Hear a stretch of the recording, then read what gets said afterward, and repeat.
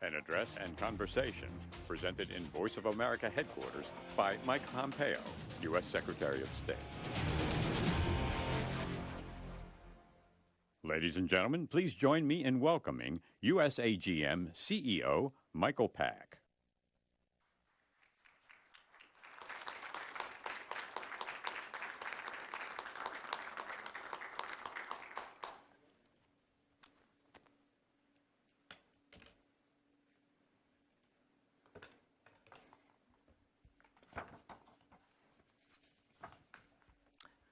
Hello, and welcome to everyone joining us live, both in person and virtually all over the world. I am Michael Pack, the Chief Executive Officer of the U.S. Agency for Global Media, which is the federal government entity that manages and oversees U.S. civilian international broadcasting. Now, unfortunately, as many of you abroad know all too well, there are regimes bent on preventing people from accessing objective news and information. To keep power, they manufacture and propagate false realities, seeking to control thought and belief and ultimately action. Let me be clear. This behavior is an affront to the universal right of freedom of expression, a right to which every single person is entitled by virtue of being a human being. America has never stood for this form of malevolence, and our nation must now confront it even more vigorously. Indeed, as the adversaries of liberty and democracy double down on producing and distributing disinformation, America must reassert itself in the new global war of ideas. To do that, we need to more robustly promote and explain our principles to the world. Fortunately, since 1942, we have had an excellent platform to do exactly that. That platform, of course, is Voice of America. Today, here at the headquarters of Voice of America in Washington, D.C., we are tremendously honored to host this very special event featuring the 70th U.S. Secretary of State, Michael R. Pompeo. To further introduce the Secretary, I'd like to turn the podium over to the Director of the Voice of America, Robert R. Reilly. Thank you, and please enjoy the event.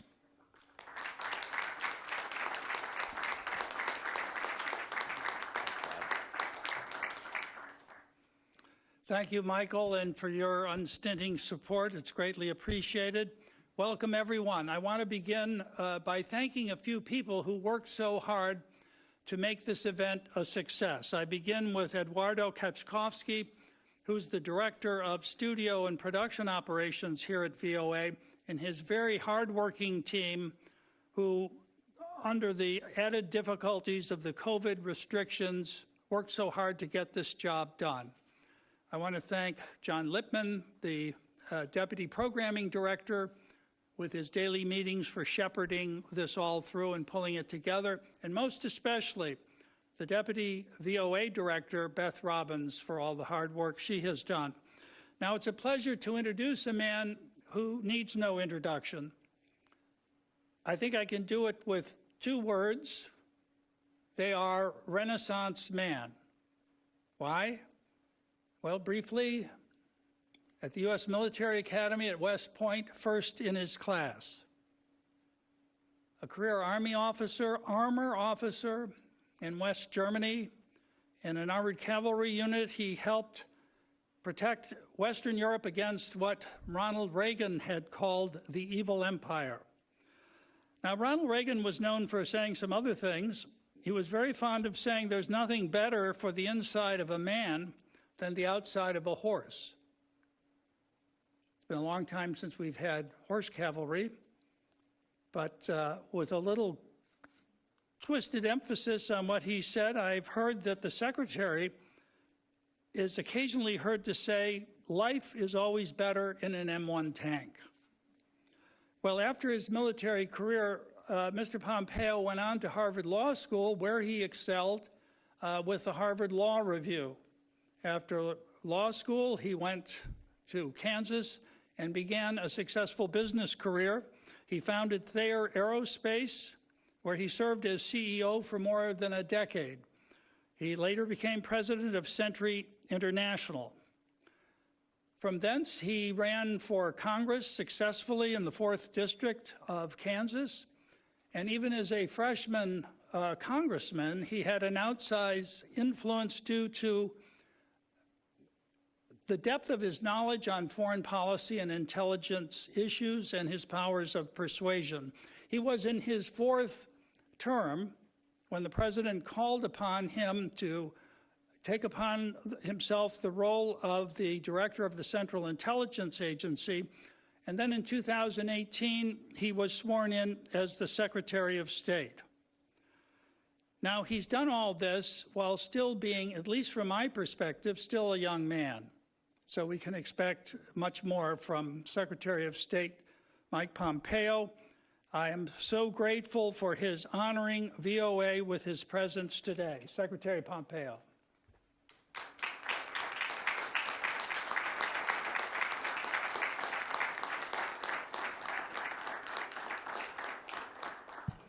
Thank you. Good afternoon, everyone. Thank you for the warm welcome. Michael, thanks for your leadership of this incredibly important institution. And Bob, congratulations on returning to the helm of VOA. I am truly happy to be here. I'm honored to have been requested. And it's always fun to be with a fellow tanker, too. I want to acknowledge the other network chiefs who is with us today. Steve Yates of Radio Free Asia. Steve, where you at? Nice to see you. And a note of appreciation, too, to the Voice of American journalist staff and to all those watching and listening. I've sat down for interviews with many of you in the far corners of the world. They have always been a joy. And speaking of which, too, I understand that this speech is being broadcast on TV, radio, on your website, social media, in more than 40 languages.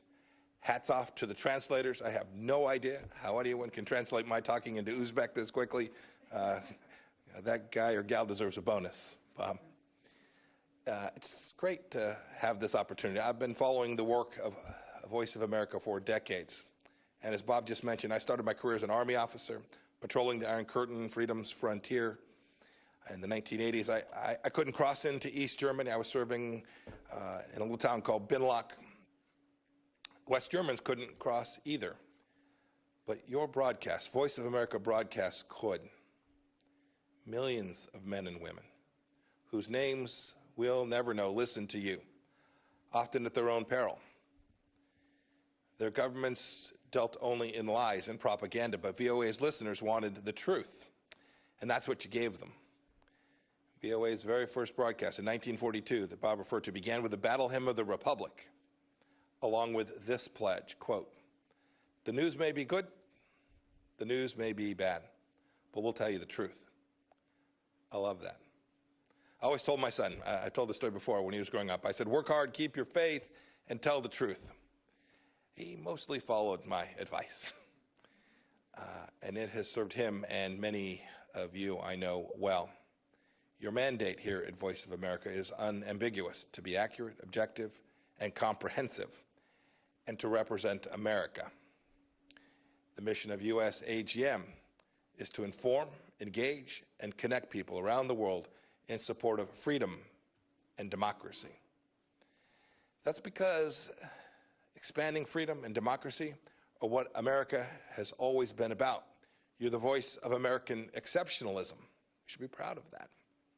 The world needs VOA's clarion call for freedom, now more than ever. I hear it wherever I go. That's what I wanted to talk about today. I tell audiences about American exceptionalism wherever and whenever I can, because it's true and because it's important. America is good and great, and everyone who truly grabs our founding understands this. Michael and Bob have made studying this history their life's work. Many of you have made it your life's mission too. That's why you work here at Voice of America. We were indeed the first nation founded on the central belief that all human beings are endowed with certain unalienable rights, and the governments are instituted to secure those God-given rights. We have always striven for a more perfect union. And goodness knows we don't always get it right. Therefore, we need both pride and humility about our past and our present. We need the truth. But it's very clear that when Americans have united around our founding values, be it in Philadelphia, at Gettysburg, at Seneca Falls, or during Martin Luther King's March on Washington, we've made good on our founding promise time and time again. Now, our adversaries try and claim otherwise. When the Chinese Communist Party attempted to exploit the tragic death of George Floyd to claim their authoritarian system was somehow superior to ours, I issued a statement which read in part, quote, "During the best of times, the People's Republic of China ruthlessly imposes communism. But amid the most difficult challenge, the United States secures freedom. There is no moral equivalence. This is a self-evident truth. It is not fake news for you to broadcast that this is the greatest nation in the history of the world and the greatest nation that civilization has ever known. Indeed, I'm not saying this to ignore our faults. Indeed, just the opposite. It is to acknowledge them. But this isn't the vice of America, focusing on everything that's wrong with our great nation. It's the voice of America. It certainly isn't the place to give authoritarian regimes in Beijing or Tehran a platform. Your mission is to promote democracy, freedom, and American values all across the world. It's a U.S. taxpayer-funded institution aimed squarely at that. Indeed, this is what sets VOA apart from MSNBC and Fox News and the like. You can give voice to the voiceless in dark corners of the world. You're the voice of American striving. You're the voice of American exceptionalism. You are indeed the tip of freedom's spear. Now look, like many government agencies after the Cold War ended, our international broadcasters, well, they lost their way. Many of you know this. And there were, I'm sure, many reasons. The Soviet Union had collapsed, the wall had come down, names like bin Laden and Zarqawi and Baghdadi weren't widely known. In fact, many wrote that history was over. We allowed security protocols to lapse, and VOA lost its commitment to its founding mission. Its broadcasts had become less about telling the truth about America and too often about demeaning America. In 2013, one of my predecessors described the Broadcasting Board of Governors as, quote, practically defunct, end of quote. Look, that's in part why Congress created the role of CEO of the USAGM on a bipartisan basis. And it is again why I'm here today. I read that some VOA employees didn't want me to speak here today. I'm sure it was only a handful. They didn't want the voice of American diplomacy to be broadcast on the Voice of America. Think about that for just a moment. Look, we're all part of institutions with duties and responsibilities higher and bigger and more important than any one of us individually. But this kind of censorial instinct is dangerous. It's morally wrong. Indeed, it's against your statutory mandate here at VOA. Censorship, wokeness, political correctness, it all points in one direction: authoritarianism cloaked as moral righteousness. Similar to what we're seeing at Twitter and Facebook and Apple and on too many university campuses today. It's not who we are. It's not who we are as Americans. And it's not what Voice of America should be. It's time that we simply put wokeism to sleep. And you can lead the way. You all know. That's why you came here. There's a new dawn here at Voice of America. The American public doesn't know this, but when Michael took office, some 1,500 employees, almost 40% of the workforce, had been improperly vetted, including many with high-level security clearances. VOA was rubber stamping J-1 visas for foreign nationals, including some from communist China. We shouldn't be doing that. We have plenty of Mandarin language speakers here in America, and we are building, growing, teaching, educating more committed patriots, some of Chinese American descent who are amazing people. The Trump administration team is working to fix these national security threats. We want to vet employees properly. We want to reorient VOA to its mission of truth and unbiased reporting. We want to depoliticize what takes place here. It's too important for the American people and for the world. Returning this organization to its charter and its charge to spread the message of freedom, democracy, and American exceptionalism. This isn't about politicizing these institutions. We're trying to take politics out. And that's a pretty good feature story for whoever wants to write it up. As Secretary of State, I'm telling you all of this because I want the best for the people here and for this organization, because you are vital to helping America shine light into the darkest places with the power that only America can muster. Governments like those in China, Iran, North Korea, they don't have the respect for the universal dignity of every human being in the way that America does. Indeed, that is what America was founded upon. Those regimes are anathema to everything that our nation stands for. We know that government exists to serve people. They believe that people exist to serve government. And VOA's work is vital. As I said before, you're the tip of freedom's spear. Every week, 278 million people listen to VOA in 47 languages. There are Iranians who are listening to you, wondering if they'll ever be able to shed their Islamic shackles.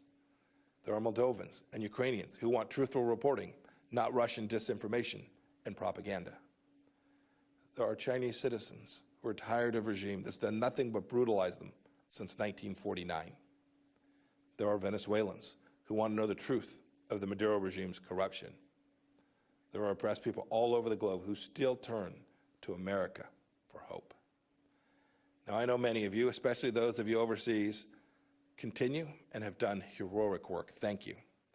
I want to commend VOA's Hong Kong reporting team, which faced political intimidation, harassment, and attacks, but still got the job done. My highest praise. Well done. You were behind the barricades of the freedom fighters telling their stories. You're upholding VOA's finest traditions and continuing to be the voice of American exceptionalism. I also want to pay tribute to members of the other radio services who are here and listening. The only Uyghur language news service in the world is run by RFA.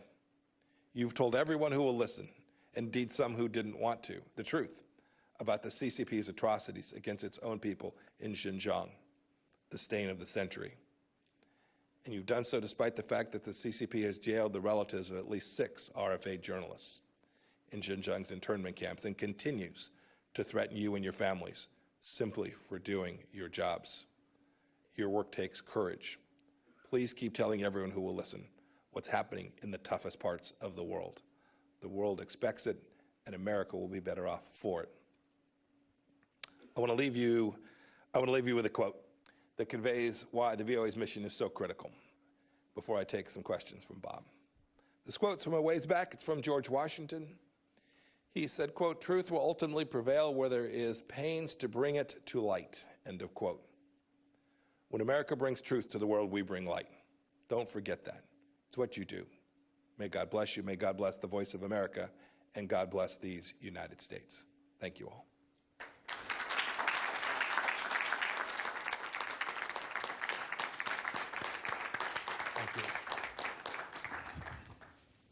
Thank you, Mr. Secretary.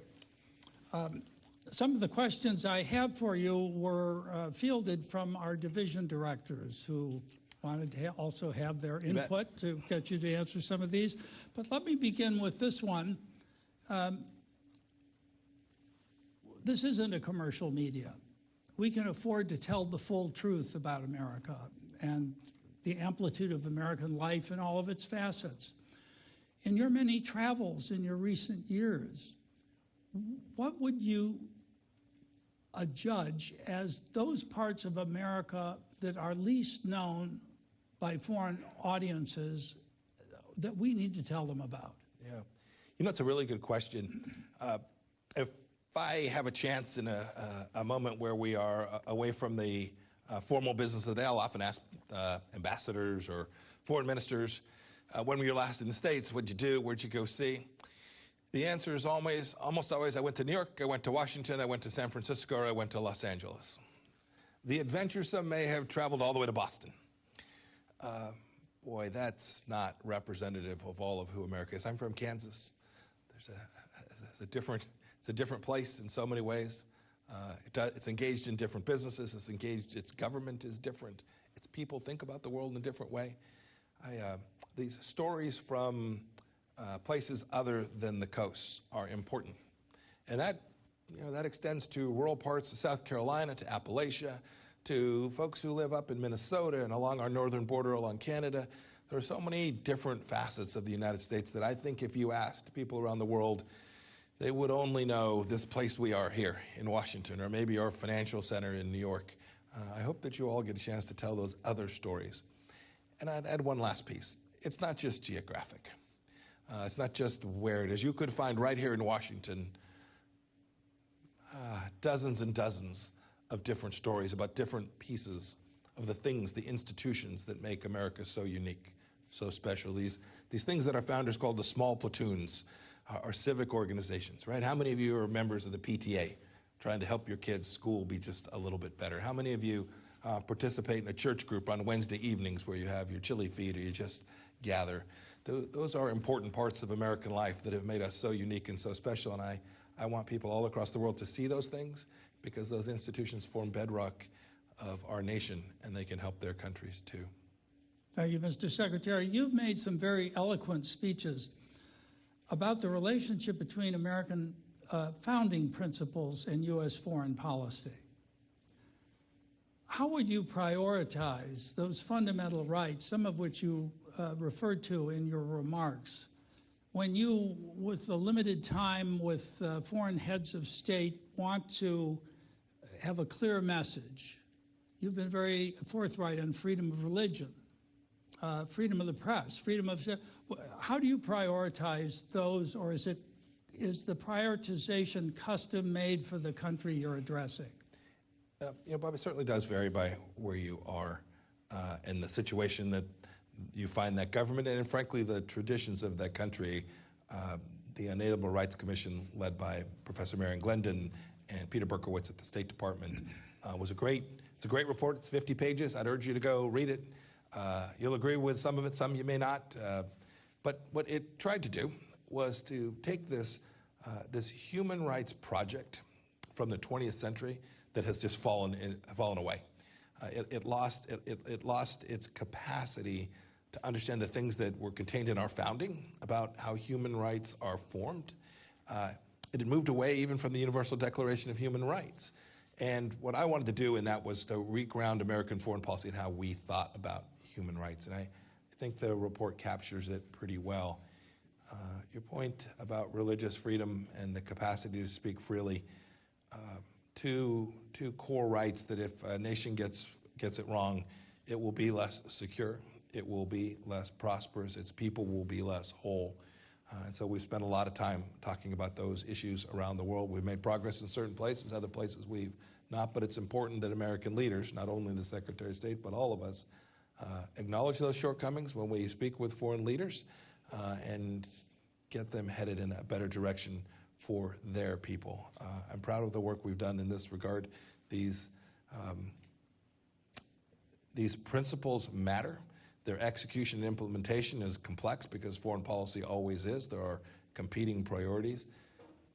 But America can never walk away from those central principles and understandings. And we know the difference between rights-respecting countries and those that aren't.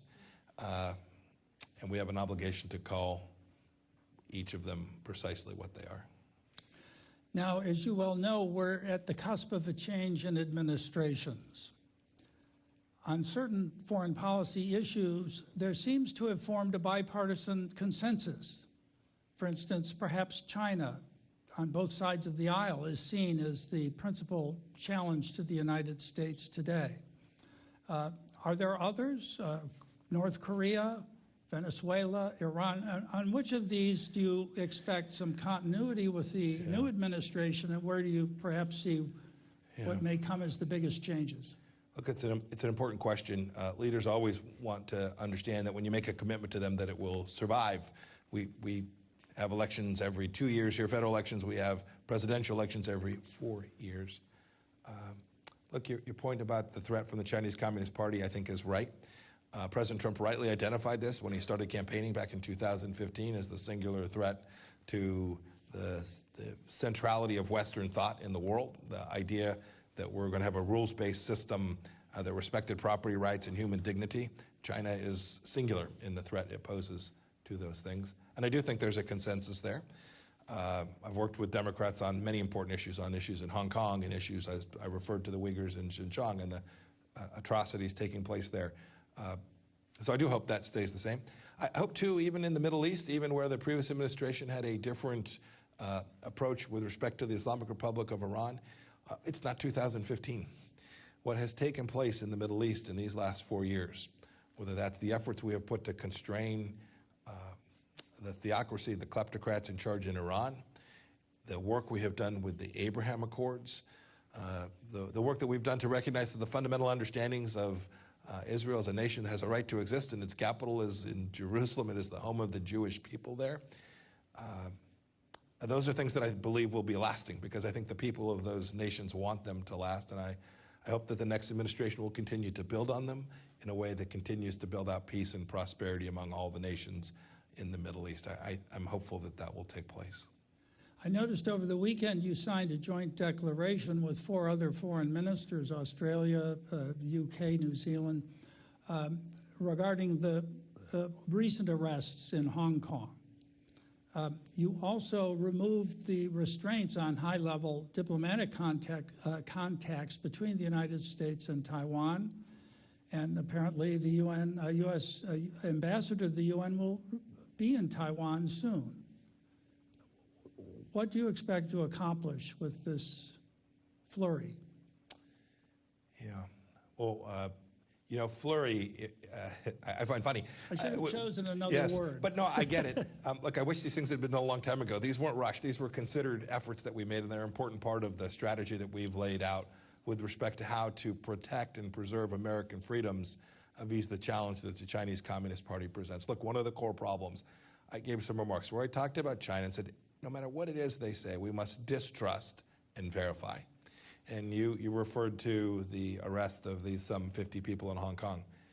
The Chinese Communist Party made a promise to the people of Hong Kong, and they walked away from it. The Chinese Communist Party has a commitment, a set of understandings we have with respect to Taiwan. We need to hold the parties accountable to those commitments as well. The Chinese Communist Party promised President Obama they wouldn't arm the islands in the South China Sea, and they turned around and did it, and there was almost no cost imposed. We have attempted to deliver a clear understanding of the requirements that we have for the Chinese Communist Party and how it should behave that aren't, frankly, very different from what we expect of any nation with respect to how they interact with the United States. And we do that because we have a responsibility to preserve and protect security and prosperity for the American people. Our policy with respect to the Chinese Communist Party has furthered that, and this will be a long challenge. The Chinese Communist Party has a clear intent for hegemonic dominance, and we have an obligation, a responsibility to the American people and, frankly, to freedom-loving people around the world to make sure that that is not the world that our children and grandchildren live in. It's interesting in meeting with the division directors of Voice of America how frequently in those meetings the name of China comes up. When I ask them what's on the horizon, what are you noticing, it's China. Latin America, China. East Africa, China. And it's not simply the Belt and Road Initiative, it's their information strategy, how they get affiliates in those regions of the world, how they feed them free stuff, and they're, as you know, a whole-of-government approach. Now, the United States isn't whole of government, but Voice of America is here to do our part through our bureaus and through our reporting. What do you think we can do better to help highlight the dangers these things represent when seen together rather than as a separate series of approaches? Well, this challenge is, in fact, comprehensive. Our administration began by working on the economic side of this. Right? The president placed tariffs on Chinese goods. He's tried to stop intellectual property theft, denying tens of millions of jobs in the United States of America because they would steal our information, take it back to China, build it, and then dump it here in the United States. It's information. You talked about that. This is ongoing. Take the issue of the Wuhan virus. It has now, I understand the Chinese Communist Party is now going to permit the World Health Organization to go in and find out where this all began. but it took months and months of effort to do that. We are now more than a year on. We still don't have access to important information about how the virus began. It's important for health and safety and to make sure that something like this doesn't come out of China again. Your team can report these things, report these facts. Your point about it being a global phenomenon. I have a bureau. I have a China desk. I have an East Asia Pacific bureau. We have an Indo-Pacific strategy. But every one of my ambassadors and chiefs of mission understands that China presents a challenge in their country, wherever they may be, in Africa, in Latin America, in Southeast Asia for sure. And our team on the ground is working to protect American security from the Chinese Communist Party in the country that they have been assigned to. I hope your reporters, no matter where they find themselves, if they are in South Africa or in Morocco or wherever they are, observes the activities of the Chinese Communist Party inside of their country and how it impacts the people of those countries as well. If I may ask a last question, this one more related to Russia. The United States seems to be shrinking its footprint in Africa, so is France. Russia is increasing its. Is this the result of a judgment on the part of the United States that disorder on the African continent is less of a problem or less of a threat to our interests, or how would you? So the forces, the disposition that the DoD has made has really been about the counterterrorism fight more broadly. How is it that we allocate U.S. resources to keep the homeland safe? So the decisions the President has made with respect to Afghanistan and the Middle East broadly, Syria, you talk about North Africa as well, has been to allocate the capacity of the United States to preserve and protect the homeland. I'm always mindful, and it's easy to write about, if you just focus on troop numbers alone, if you say the United States used to have 1,000 people, now they only have 800, or they used to have 800, now they only have 400, you may well be missing America's capacity to preserve and protect itself. I was the director of the CIA. I know the other tools and capabilities that we can bring. They are unseen. They don't get reported from the podium at the Department of Defense. But the American people should know President Trump has been unambiguous about getting it right, making sure we put fewer of our young men and women in harm's way, but never giving up the responsibility we have to ensure that terrorism, or at least the risk that a terror act takes place and hurts Americans, whether they're here in the United States or elsewhere in the world as well. Great. Mr. Secretary, I can't thank you enough for gracing us with your presence today. It was very kind of you to make the trip, and it's deeply appreciated by me and by everyone else here. Please join me in a round of applause. Thank you all very much. Thank you, Bob. Let's just say, Thank you, my friend. Thank you.